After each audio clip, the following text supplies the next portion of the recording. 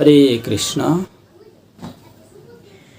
যারা শিব ভক্ত তাদেরকেও একাদশী ব্রত পালন করতে হবে।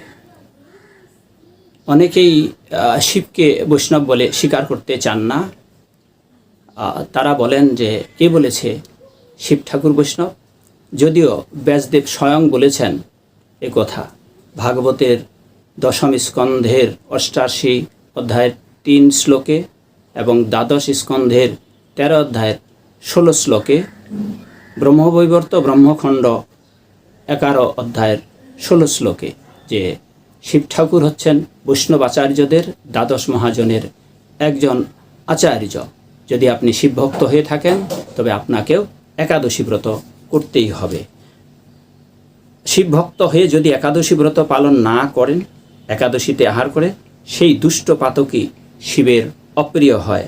বিপ্রিয়ং তেন মে গৌরীকৃতং দুষ্টেন পাপিনা মদ ভক্তি বলমাশ্রিতা যো বৈ ভুঞ্জতে হরির দিনে। এটিও স্কন্ধ পুরাণে বলা হয়েছে। হরিভক্তিতেও, হরিভক্তি বিলাসেও রয়েছে 12 বিলাস 33 শ্লোক। অতএব মিনতি করি, যারা শিবভক্ত তারাও কৃপা করে একাদশী পালন করবেন। সবাই ভালো থাকবেন। জয় শিল প্রভুপাদ। জয় হোক আপনাদের সকল।